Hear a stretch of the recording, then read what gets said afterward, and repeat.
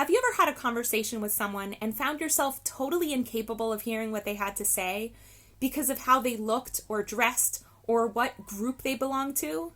I'm Hannah Mason, and in today's Spark, we're going to be looking at how your judgments flatten us.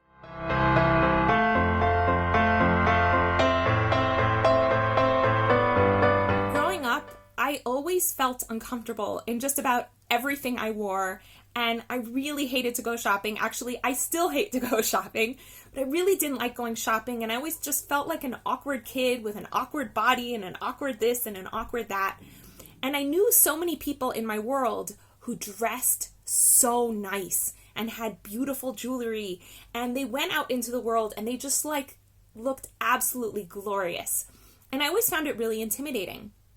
And for years, whenever I would interact with someone who was dressed just right, like they looked like they popped out of a fashion magazine, I had a difficult time talking to them, and I felt really intimidated by them. And it would get in the way of my being able to really hear what they had to say.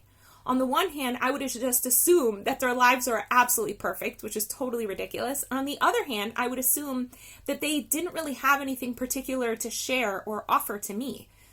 And what I was basically doing was I was judging them. I was judging them as being the person from the magazine.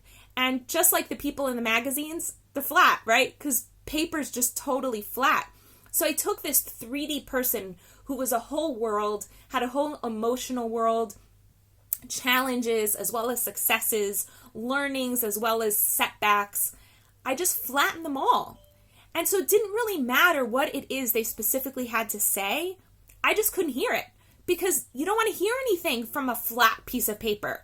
In the same way that characters in a book, you'll notice sometimes there are characters who are really rich and full, and we jump into their shoes and we're so excited to live their adventures with them. And there are other characters that we call them flat characters because there's just nothing to them and we don't really connect to them.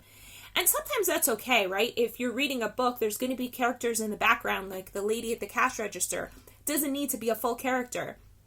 But the main characters in the story, it's really helpful for us to be able to jump into their shoes and connect to them, because through our empathic powers, we can learn and grow through their experience.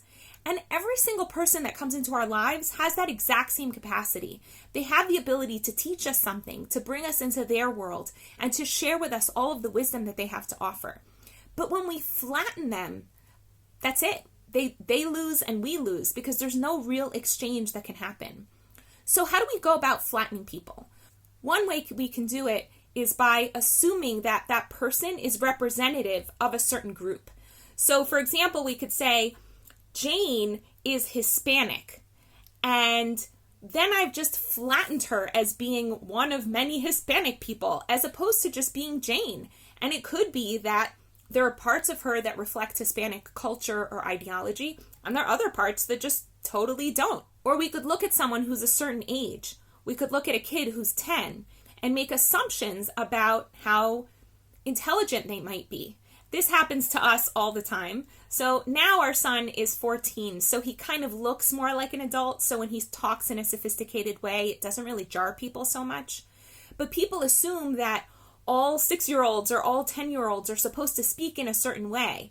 And so when he would be 10 years old and make this really wise philosophical discourse at our Shabbat table, people would be like, oh, wow, right?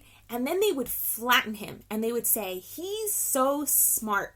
So now he was no longer Ari Lev, who's a kid and plays and monkeys around and jokes around. Now he's just a smart kid. And it was really a lot of pressure for Ari Lev, and it still is a lot of pressure because he's not smart all the time. Sometimes he says really stupid things, or he acts in a way that's immature, or he doesn't know what he wants to say, or he hasn't thought of anything to say at all. And that's totally normal and okay and appropriate behavior for a human being to have. But if he has to be the smart person, it's like he doesn't get to be a whole person. So the question is, are there ways that you are flattening the rest of us by putting labels on us? Are you, for example, looking at someone who is rude for a moment and labeling them as a rude person? And so no matter what they do, that will be shaped by your perception.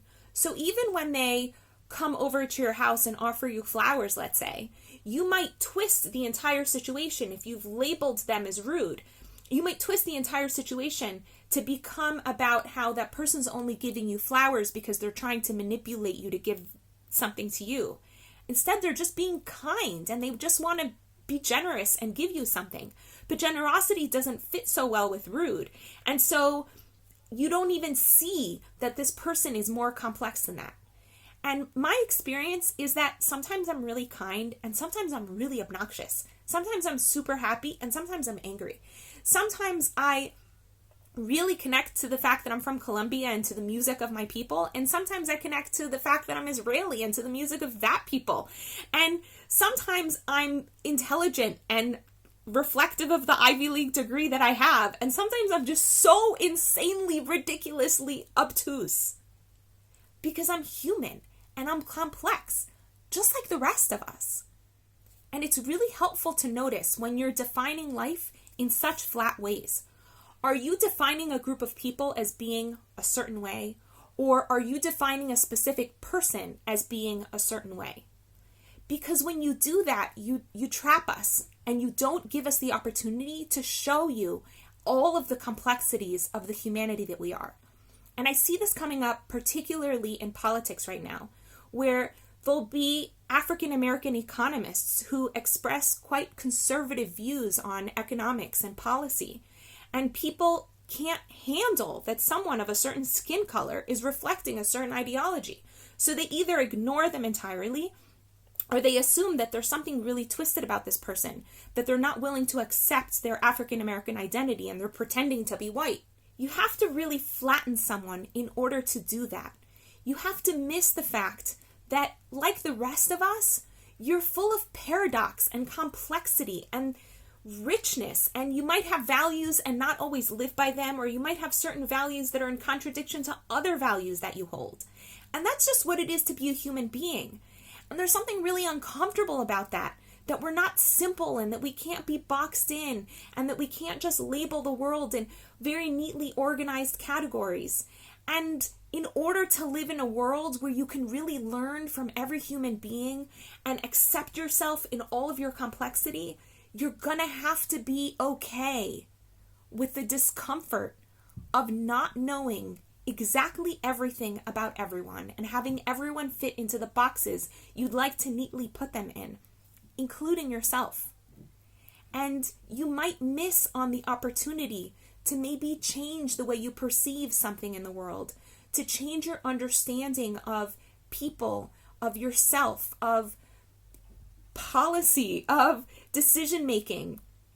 Because if you don't recognize that you can evolve and you expect yourself to always behave a certain way and you expect other people to always behave in a certain way, you miss out on what I believe is the most beautiful part of human existence.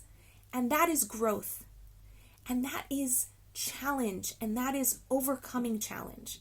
So I want to bless you to be honest with yourself. When you see yourself flattening someone else or flattening a group of people, step back and ask yourself, could it possibly be true that 1 billion people or 1 million people or even 1,000 people could always behave in the exact same way at all times and under all circumstances?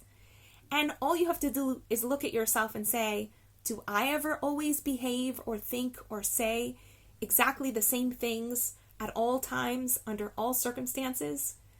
You know that it's not true. So just ask yourself, when you find yourself flattening people, is it true? And that will be, that one question might just be the key to your freedom, the key to accessing the beauty of every single human being around you. And if you find yourself stuck in a whole world and jumble of judgment and don't seem to be able to get yourself out of it, coaching can really help. I happen to have time in my schedule. We can set up a discovery session. You can do so by contacting me here via Facebook or going to my website at hannahmason.com. Wishing you a wonderful day. Want to experience more clarity, vibrance, and joy in your life?